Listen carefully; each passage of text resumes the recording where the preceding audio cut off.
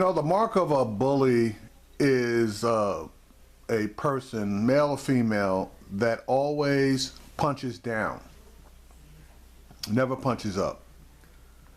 Donald Trump is a classic case of a bully. When bullies punch up, they normally get their asses kicked. And sometimes when they think they're punching down, it turns out that they're actually punching up. I saw this clip on the Lawrence O'Donnell show where Donald Trump threatens to sue all of the women that are claiming that he sexually abused them, touched them, etc.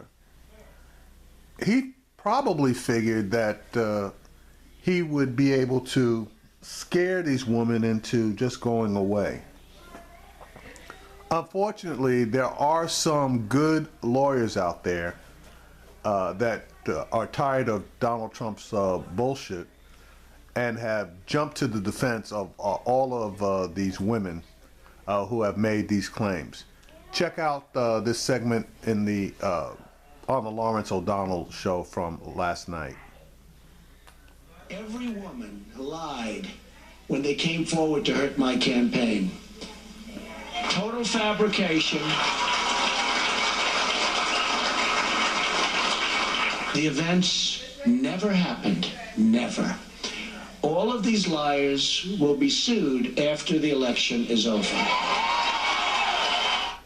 After Donald Trump threatened to sue everyone who has accused him of sexual assault, one of his accusers, Jill Harth, said, "If he sues me, I know that truth is an absolute defense, and I will countersue for the emotional hurt and lost income his attacks have caused me."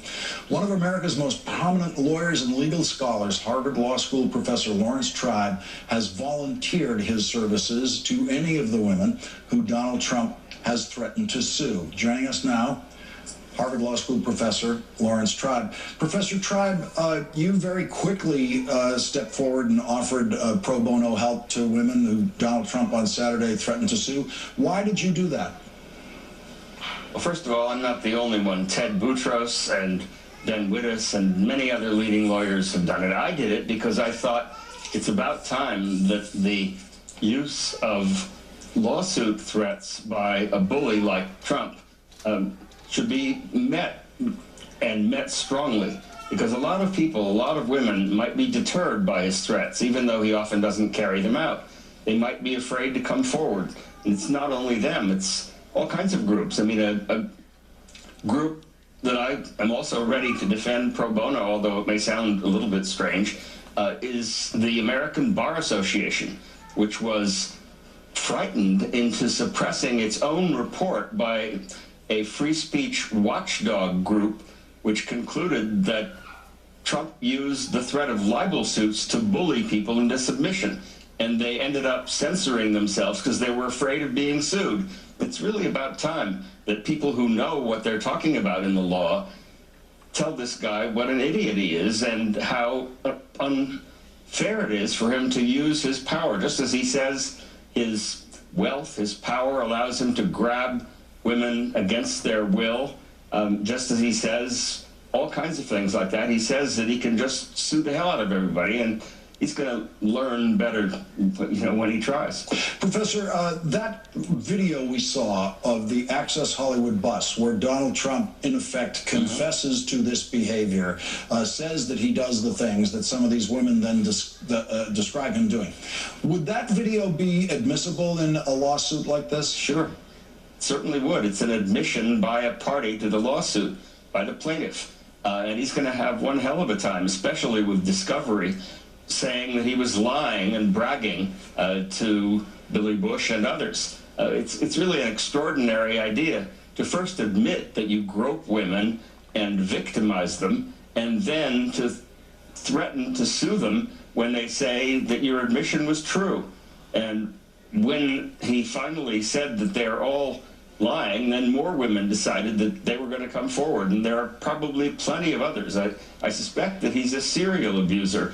Most people who commit various kinds of predatory acts don't just stop with 1 or 2 or 12. And the women who might be afraid to come forward should know that lawyers like me are going to be willing to defend them and the journalists who reported their stories without charge. And Professor, in Bill Cosby's case, the statute of limitations had run on pretty much all of his potential assault cases, but what got him into court were victims, or one victim anyway, suing him for slandering her by basically saying that they were all lying. It sounds like Donald Trump has the same kind of exposure here. Exactly. All of the people he threatens to sue without any real ground and in the face of the First Amendment have strong grounds to sue him for deliberately and falsely labeling them as liars and as people who simply want their, I think he called it 10 minutes of fame. He was cutting the normal 15 minutes because he's already hogged those himself. Well, Donald Trump threatened to sue me 5 years ago, and like so many of his threats to sue, he didn't carry it out or still hasn't. You might be getting a phone call from me someday, Professor, if that Trump lawsuit ever lands on my desk. But it's not also that would be fine. That threat to sue, even when he doesn't carry it out, is designed to inhibit people.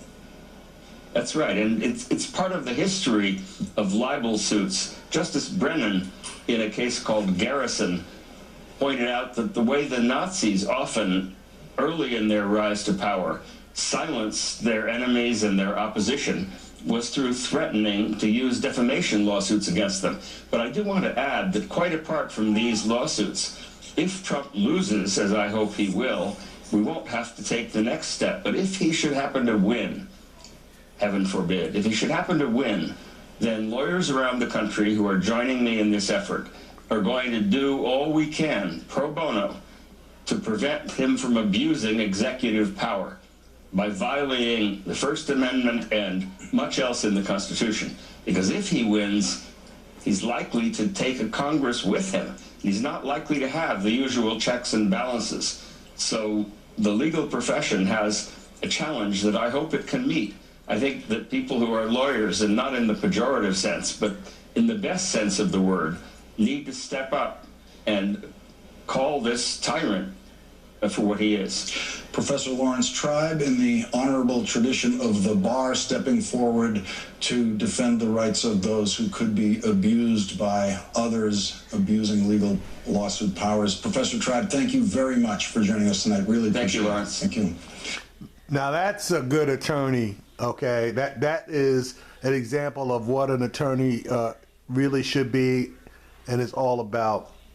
To take a case pro bono to fight against quote unquote a, not the, powers to be that be, okay? And he knows for himself. He will definitely have a winning argument when he pulls into court.